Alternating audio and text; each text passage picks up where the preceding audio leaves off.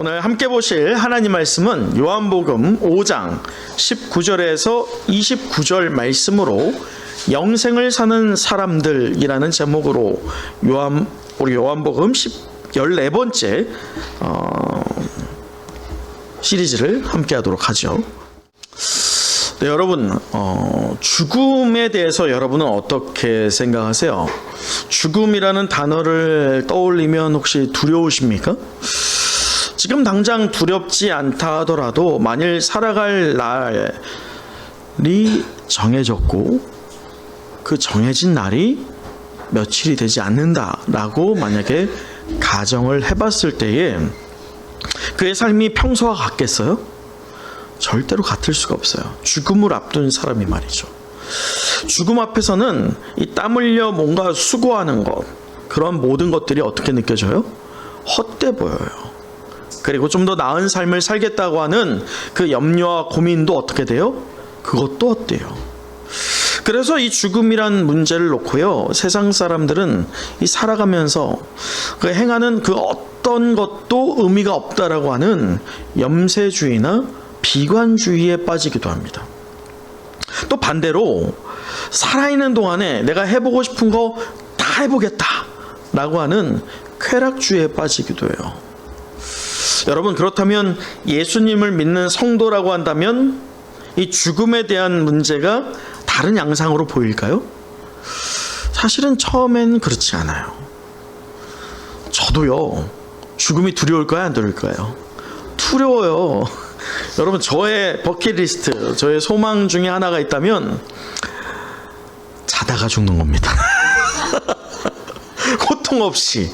그리고 노년 때에 죽는다 할 때에 정말 편안하게 있다가 알아야 된다면, 몸이 알아야 된다면 한 3일? 한 3일 정도 앓고 그냥 깔끔하게 이 세상과 고별을 하는 것. 또 고별하는 그 순간 이 몸이 막 뒤틀리는 게 아니라 하나님 나라에 간다라고 하면서 기쁨으로 가는 것이 저의 마지막이 되었으면 좋겠다라고 하는 소망이 있어요. 그러나 막상 그 죽음이라는 게 다가올 때면 저 역시나 두려울 것 같아요.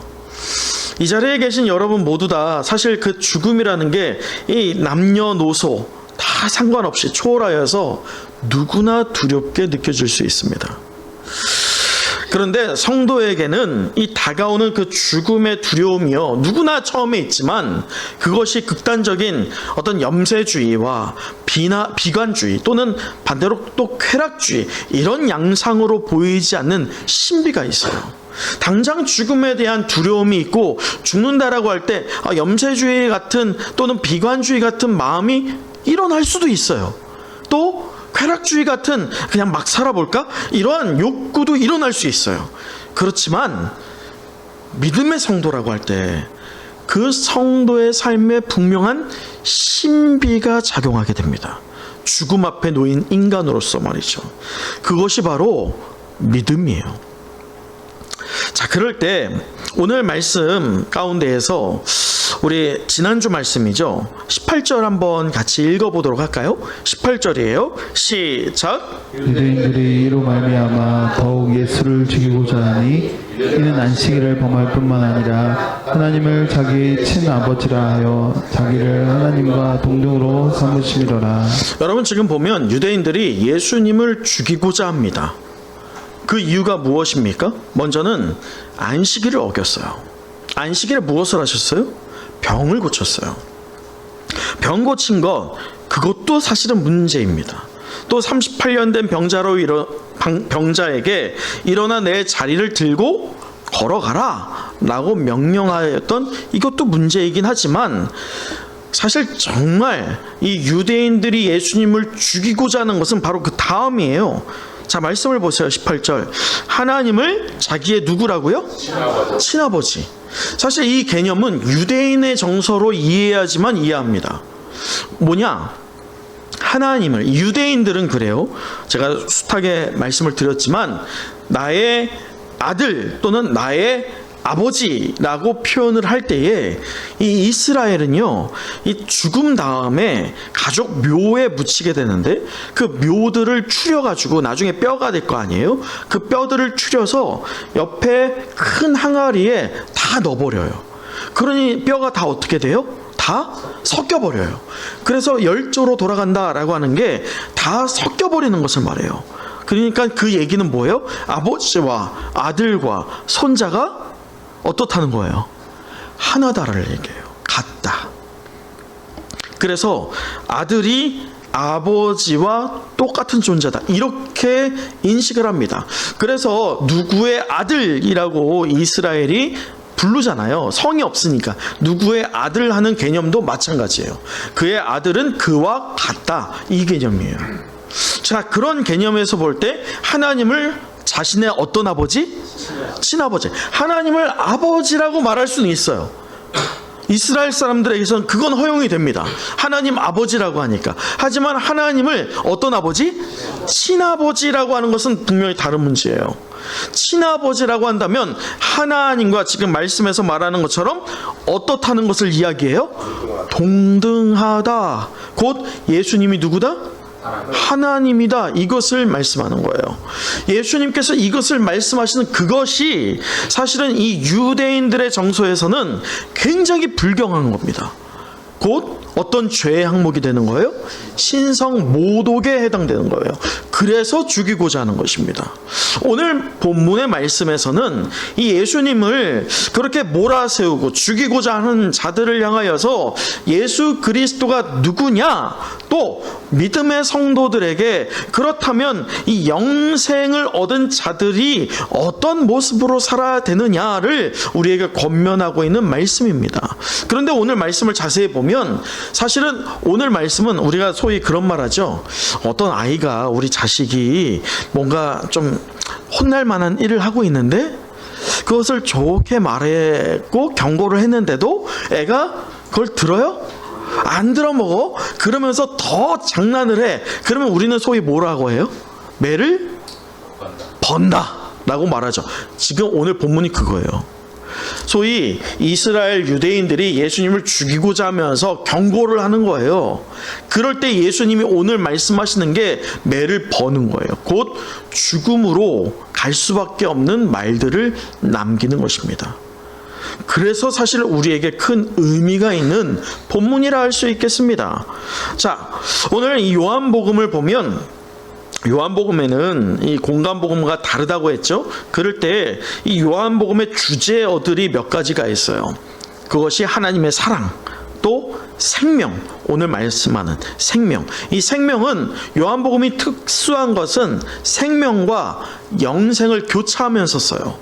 그러니 오늘 본문에서나 또는 요한복음에서 볼 때 생명은 곧 무슨 뜻과 똑같다? 영생과 똑같다, 이렇게 이해하시면 돼요. 영생은 반대로 또 무엇은 뜻과 똑같다? 생명과 똑같다, 이렇게 이해를 하시면 좋을 것 같아요. 그렇게 하나님의 사랑이나 생명에 대해서도 얘기하는데 요한복음이 또 강조하는 게 그 반대 개념, 심판에 대해서도 오늘 강조를 하고 있습니다. 요약하자면 이 성부 하나님과 성자 예수님의 관계, 그것을 오늘 주님이 자세히 오늘 본문을 통해서 설명하는 것에서 그치지 않아요. 곧 이것이 무엇이냐? 하나님은 당신의 아들에게 권한을 주셨어요. 그 권한은 어떤 권한이에요? 심판하실 권한을 주셨어요.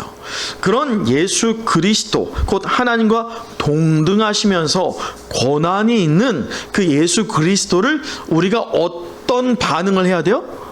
믿어야 돼요. 그렇게 믿는다라고 할 때 그에게 무엇을 주신다? 생명, 곧 무슨 말? 영생을 주신다.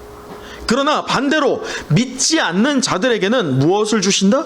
심판을 주신다. 오늘 이것이 오늘 말씀의 요약입니다. 끝. 이제 말씀 끝났어요. 사실 이것이 오늘 말씀의 핵심이거든요. 더 듣고 싶으세요? 네, 그럼 좀 더 풀어드릴게요. 자, 말씀 오늘 19절 함께 읽어보도록 할까요? 오늘 본문의 19절이에요. 함께 읽어봅니다. 시작. 그러므로 예수께서 그들에게 이르시되 내가 진실로 진실로 너에게 이르노니 아들이 아버지께서 하시는 일을 보지 않고는 아무것도 스스로 할 수 없나니 아버지께서 행하시는 그것을 아들도 그와 같이 행하느니라. 여러분, 앞서 이 요한복음이 영생을 강조하고 있다고 했는데 사실 공간복음에 영생이 나올까요? 안 나올까요? 나와요. 그런데 현저히 그 숫자가 비교될 만합니다. 마태복음에서는 영생에 대해서 10번이 나와요. 마가복음과 누가복음은 몇 번 나올까요? 8번 나와요. 자, 그렇다면 오늘 이 요한복음은 영생에 대해서 몇 번을 기록하고 있느냐, 이것이 우리가 주목해야 할 것이죠. 몇 번일까요? 52번입니다. 그래서 이 요한복음이 공간복음이 다루긴 하였지만 깊게 다루지 않았던 이 영생, 생명, 심판, 이 하나의 카테고리에 대해서 요한 사도가 깊게 다루고 있는 것입니다. 자, 여러분, 우리가 조금 이따 나중에 보게 되겠지만 요한복음 7장 37절에 우리 주님이 이렇게 말씀하시거든요. 누구든지 목마르거든 누구로 와서 마셔라? 내게로 와서 마셔라 라고 말씀하셨습니다. 그렇습니다. 누구든지 예수 그리스도에게로 와서 무엇을 해야 돼요? 믿는 자들, 그 믿음으로 인하여서 그 안에 무엇이 들어간다고요? 생명, 영생이 들어갈 줄 믿습니다. 이것을 믿으십니까? 아멘. 그런데 말입니다, 우리는 구원을 받았다고 하면서도 어떤 문제가 있느냐, 그 구원이 내게 분명히 있다라고 믿어요. 여러분 믿죠? 아멘. 대답이 약해요. 아멘, 아멘. 우리가 구원받았다라고 확신하는데 이 구원은 곧 이 요한복음의 핵심 키워드 어떤 거와 연결돼요?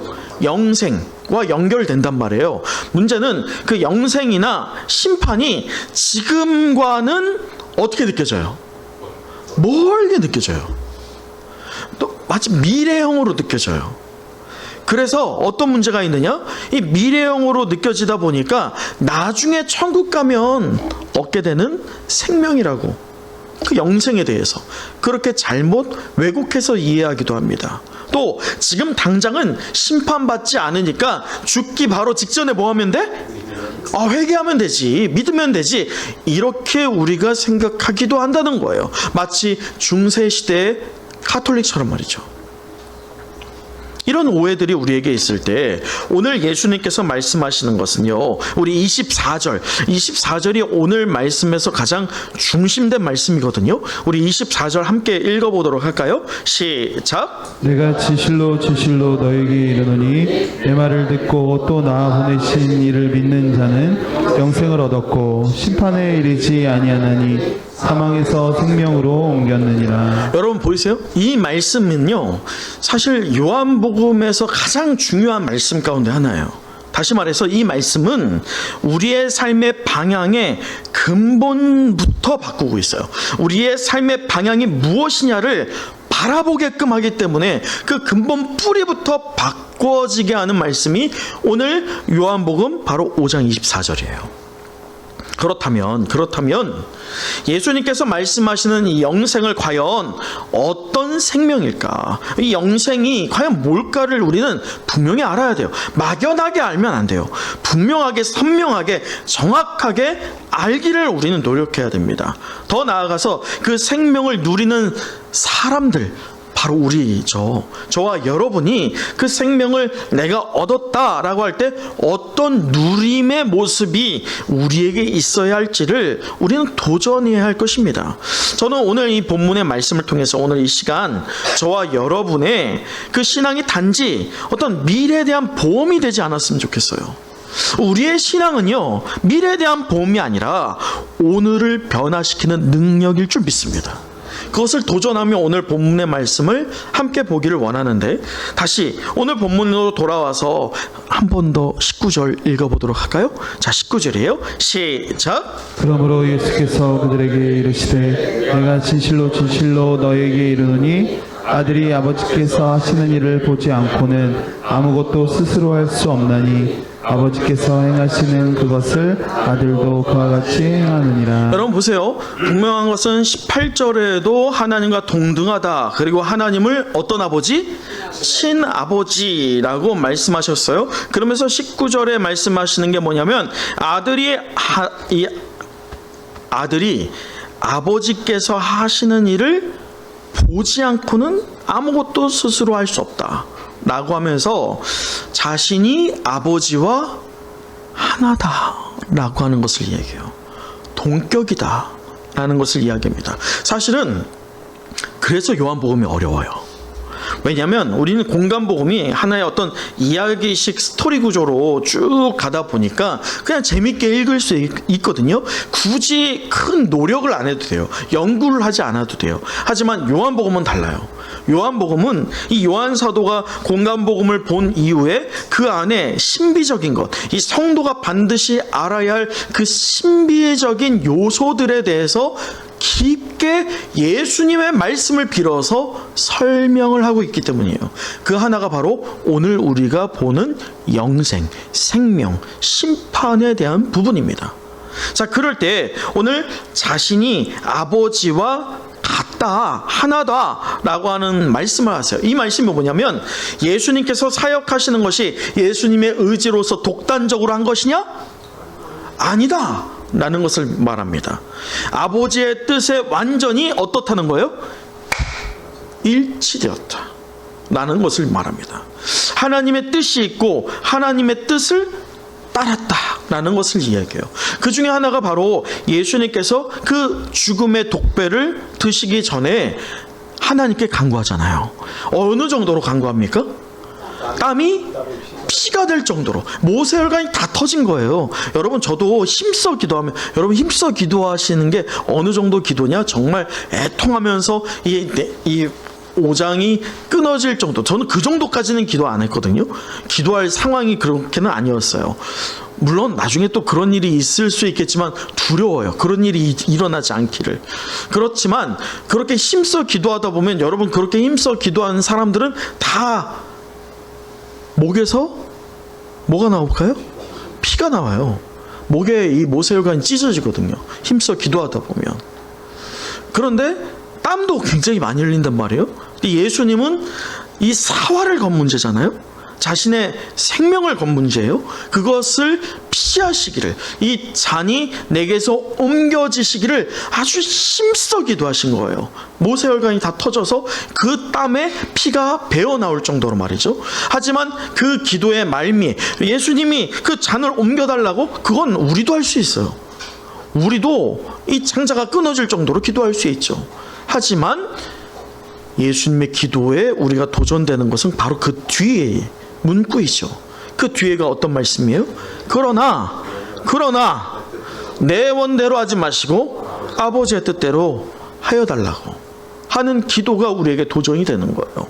여러분 그 기도를 할 수 있었던 것은 예수님이 독단적으로 할 수 있어요. 나 이거 못하겠다 야.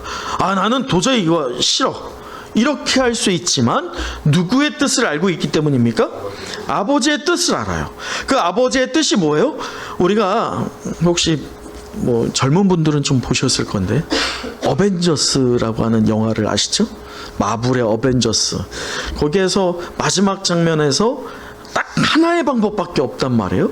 그 딱 하나의 방법에 적합한 것을 기다렸다가 딱 이루어진 게 그 영화의 스토리거든요. 근데 그게 어디에서 왔겠냐고요. 그 스토리가 예수님이에요. 예수님도 수많은 방법을 아시죠. 수많은 방법을 알지만 하나님의 계획에 딱 적용해 보면 우리를 구원할 수 있는 방법은 몇 가지? 단 하나예요. 단 하나. 피할 길이 없어. 수없이 많은 구상들을 할 수 있겠죠. 피할 길을 연구해 볼 수 있겠죠. 하지만 하나님의 뜻에 부합하고 또 하나님의 뜻이 아닌 방법으로는 절대로 구원이 이루어질 수 없다는 것을 예수님이 어떻게 하신 거예요? 완전히 하신 거예요. 그래서 순종하신 거예요. 하나님의 뜻에 일치가 된 것이죠. 그래서 오늘 이 예수님께서 또 어떤 말씀하시느냐? 21절 같이 또 읽어보도록 하죠. 21절입니다. 시작. 아버지께서 죽은 자들을 일으켜 살리신 같이 아들도 자기가 원하는 자들을 살리느니라. 여러분, 이 21절은 참 중요해요. 뭐냐면 예수님이 생명의 주인이 되어 주셨다는 거예요. 여러분 잘 보셔야 돼요. 이 21절이 왜 중요하냐? 영생, 심판, 우리는 이것만 보지만 사실은 그 전에 아주 중요한 핵심 요소를 여기에 요한 사도가 녹여내고 있어요. 혹시 그게 뭘까요? 부활입니다. 왜 예수님이 부활했느냐가 여기에 기록되는 거예요. 여러분, 예수님의 부활은 단순한 육체적인 부활이 아니에요. 단순한 육체적인 부활이어도 기적 같은 일이죠. 죽은 지 3일 되었음에도 불구하고 그가 살아났다. 기적 같은 일입니다. 그런데 우리는 그 기적 같은 그냥 어떤 현상, 그냥 단순히 이 육체가 죽었다가 살아났다, 그것 때문에 우리가 예수님을 2000년이 지난 시간 동안 믿고 있는 게 아니라는 거예요. 그것이 기독교의 핵심이 아닙니다.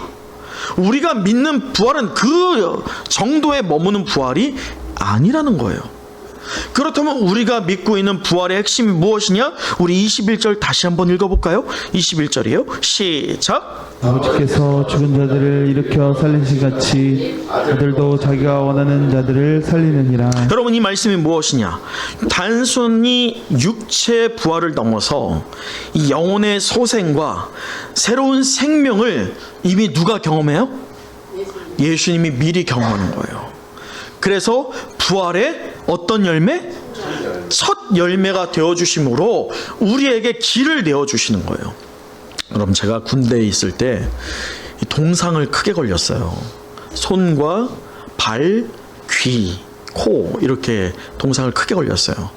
왜 그랬냐면 이 마지막 말년 때인데 그때 이제 동계훈련을 하는데 그 길을 아는 게 저밖에 없어. 부사관하고 저하고 이 2명 후임들과 함께 이 대대가 움직일 때 대대 맨 앞에서 정찰을 나가는 거예요. 그게 뭔 말이냐? 당시에 눈이 엄청나게 왔어요. 제 허벅지까지 왔단 말이에요. 근데 그 허벅지까지 오는 그 눈, 왜냐면 군인이 가는 길은 일반 도로도 있지만 그렇지 않은 산길도 있어요. 그 산길을 가야 될 때 제가 처음에 이 한쪽은 부사관, 한쪽은 저, 그게 2명이 군대는 일자로 갑니다. 일자로 가는데 그렇게 2명이 길을 뚫고 가면 대대 한 1000명 되는 사람이 다 어떻게 따라와요? 제가 갔던 길을 따라오는 거예요. 그러니 그 길을 뚫고 가는 사람은 어떻게 했어요? 당연히 모든 옷이 얼어붙었습니다. 고생이었죠. 저는 사실 휴가증 준다고 해서 했거든요. 근데 안 주더라고. 말년이라고. 어쨌든 그것처럼 예수님께서 이 구원뿐만 아니라 부활도요, 우리가 처음 어떻게 가기가 어렵잖아요. 방법을 모르잖아요. 그러니 예수님께서 그 길을 먼저 내어주신 거예요. 그 부활을 먼저 경험하신 거예요. 그 길을 먼저 내어주심을 통해서요, 이 영생이요, 오직 누굴 통해서 있다? 예수 그리스도를 통해서 있다는 것을 우리에게 깨닫게 하는 거예요. 그것이 부활이에요. 그래서 우리는 그 부활을 믿는 것입니다. 그 부활이 만약에 기독교에 존재하지 않는다? 우리는 헛되고 헛된 것을 믿는 이 아류밖에 안 돼요. 그러나 다른 종교에는 없는 것이 있어요. 바로 이 부활이죠. 그 부활을 믿을 때 우리는 예수 그리스도가 우리의 구속주다 라는 것을 믿으면서도요, 한편으로는 나를 구원하시는 분, 우리가 예전에도 경외에 대해서 얘기했죠. 우리가 하나님을 경외하는 게 왜 경외한다고요? 하나님이 경외 받는 존재가 될 때 우리가 경외하는 게 2가지의 표현이라고 했어요. 하나는 어떤 거예요? 하나님을 우러러보는 거예요. 하나님 광대하신 분이십니다. 내가 다다를 수 없는 분입니다. 이 구원도 마찬가지예요. 예수님을 볼 때에도 우리는 경외심을 가질 수밖에 없어요. 예수님이 부활의 첫 열매가 되어 주셨고, 예수님이 아니고서는 내가 부활도 경험할 수 없으며 구원도 얻을 수 없습니다. 그래서 우리 주님은 나의 구속주가 되어 주셨습니다 라고 하는 반응이 바로 경외입니다. 그런데 그 경외의 또 다른 면이 뭐라고 했어요? 두려움이에요. 무엇에 대한 두려움입니까? 심판입니다. 그래서 우리 주님은 오늘 말씀에서도 보면 22절 보세요. 아버지께서 아무도 심판하지 아니하시고 심판을 누구에게 맡깁니까? 이 말이 뭐냐? 우리 주님이 구속주이기도 하지만 어떤 주예요? 또 심판주이기도 하다는 거예요. 바로 이것을 우리가 오늘 말씀을 통해서 깨닫게 합니다. 여러분, 그래서 오늘 말씀을 통해서 우리가 반응해야 되는 것이 무엇이냐? 주님이 우리의 구속주의이자 심판주의라는 것을 믿으면서 오직 주님의 뜻에 내가 굴복하겠다, 순종하겠다, 그러한 반응이 저와 여러분 우리 은성교회에 있기를 간절히 축복합니다. 여러분, 이어서 24절도 한번 읽어보도록 하죠. 우리의 핵심 구절이라고 했어요. 말씀의 중심 구절이죠. 24절 함께 읽어봅니다. 시작. 내가 진실로 진실로 너에게 이르노니 내 말을 듣고 또 나 보내신 이를 믿는 자는 영생을 얻었고 심판에 이르지 아니하나니 사망에서 생명으로 옮겼느니라. 여러분, 여기 말씀이 아주 중요해요. 보세요. 우리 구원, 또 우리 영생, 또 심판, 이것이 미래형이 아니라는 거예요. 오늘 말씀을 잘 보면, 자, 내가 진실로 진실로 강조합니다. 너희에게 이르노니 내 말을 듣고 나 보내신 이를 믿는 자는 바로 저와 여러분이죠. 우리에게 영생을 얻을 것이다요. 얻었고, 그거 말은 현재형이에요. 주셨다라는, 주실 것이다 이게 아니에요. 주셨다, 주신다, 바로 이거예요. 현재형이에요. 또 말씀 계속 보세요. 뭐라고 하느냐? 영생을 얻었고 심판에 이르지 아니하나니, 자 보세요. 사망에서 생명으로 옮길 것이다? 아니요, 옮겼다, 바로 이거예요. 여러분, 이 말씀은 영생이 단지 죽은 후에 누리는 게 아니라는 거예요. 지금 이 순간부터 시작되는 삶이 바로 영생을 살아가는 성도의 삶의 방식일 줄 믿습니다. 저는 이 자리에 계신 여러분 모두가 생생하게 현재 진행형으로 시작되고 있는 이 영생을 충만히 받아 누리는 은혜가 있기를 간절히 소망합니다. 여러분, 그렇다면 이 영생을 사는 사람들의 삶에 과연 어떤 특징이 있어야 될까요? 영생을 사는 사람이라고 한다면 세상 사람들과 분명한 차이가 있어야 돼요. 구별점이 있어야 돼요. 여러분, 그 해답이 바로 25절에 기록됩니다. 25절도 함께 읽어봅니다. 시작. 진실로 진실로 너에게 이르노니 죽은 자들이 하나님 아버지의 음성을 들을 때가 오나니 곧 이때라. 듣는 자는 살아나리라. 여러분 보세요. 여기서 죽은 자들, 이들이 단순히 육체적으로 이미 죽은 자들 이야기하는 게 아니에요. 지금 여기에서 죽은 자들은 영적인 상태를 포함합니다. 다시 말해, 하나님과 단절되어서 하나님과 그 관계가 끊어져서 죄인된 상태를 말하는 거예요. 여러분, 이렇다라고 한다면 우리가 오늘 예배를 드리고 있을 때 내가 산자가 될 수도 있지만 어떤 이들은 예배를 드리면서도 어떤 자일 수 있어요? 죽은 자일 수 있어요. 이게 오늘을 살아가는 성도들에게 경종을 울리는 말씀이에요. 그런데 우리에게 희망을 보여줍니다. 영적으로 죽은 상태, 하나님과 단절된, 그래서 죄인의 상태가 된 그 성도들이 있다 할지라도, 어떤 사람들이 있다 할지라도, 그런 이들도 예수의 무엇을 들으면? 음성을 들을 때, 말씀을 들을 때 죽은 자 가운데에서 살아나게 될 줄 믿습니다. 이것이 바로 복음의 능력일 줄 믿습니다. 할렐루야.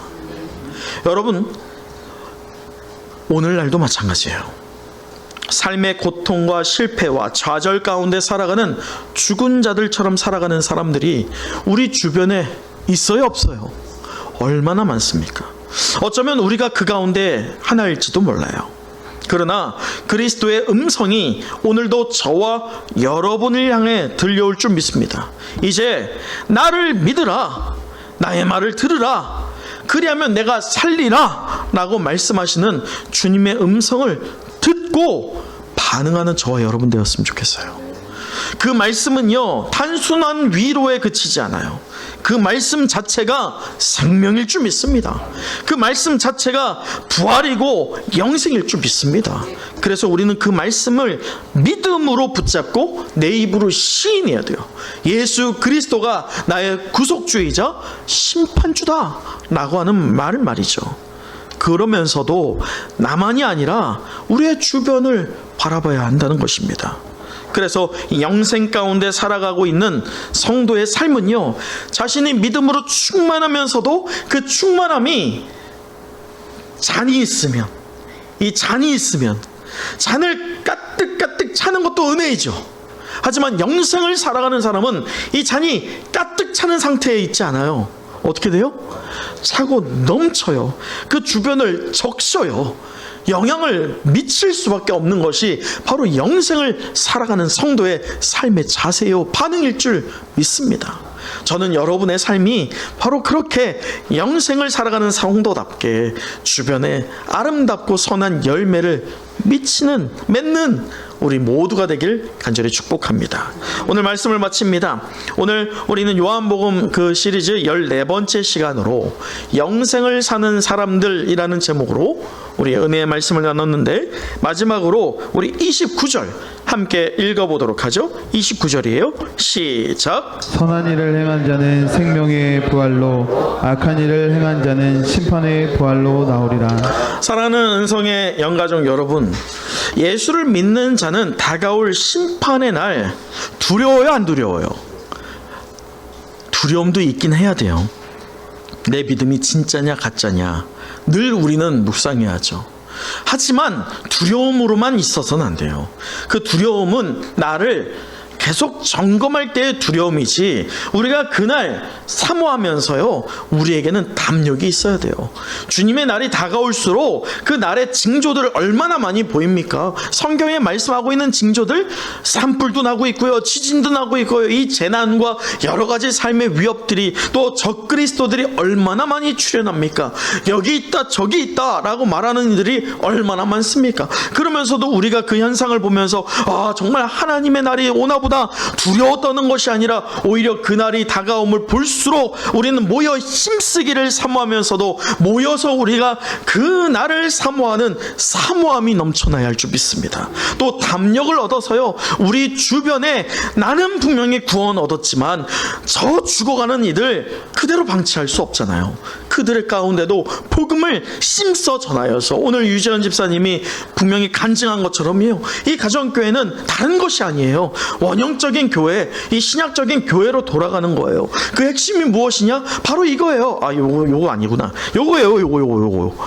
뭐예요? 영혼 구원하여 주의 제자 만드는 교회가 되는 것이 바로 우리의 사명일 줄 믿습니다. 여러분, 그런 교회가 생명력 넘치는 교회라는 것입니다. 여러분, 그러므로 저는요, 우리 모두가 영생을 사는 사람의 모습을 소유하였으면 좋겠어요. 그것을 믿는다면 이 시간 한번 저를 따라서요, 담대하게 한번 소리를 외쳐봤으면 좋겠어요. 한번 마음에 손을 얹어보시고 이렇게 외쳐보겠습니다. 나는 이제 죽지 않기 위해 사는 인생이 아닙니다. 나는 영원히 살기 위해 오늘을 살아가는 인생입니다. 할렐루야. 아멘. 여러분, 이제 영생을 사는 사람답게요, 지금부터 세상의 방식이 아니라 누구의 방식? 하나님의 방식으로, 그 생명의 기준으로 살아가는 삶을 선택하세요. 세상의 소리보다 주님의 음성을 더 듣기를 사모하세요. 세상의 보상보다 저 하늘의 상을 사모하며 그 의의 면류관이 이미 저와 여러분에게 준비되었을 줄 믿습니다. 그 은혜의 보좌를 향하여 우리는 달려가야 돼요. 우리는 달려가야 돼요. 멈춰서는 안 돼요. 그것이 바로 우리의 사명이기 때문입니다. 그 선한 열매를 맺는 저와 여러분 되기를 간절히 소망합니다.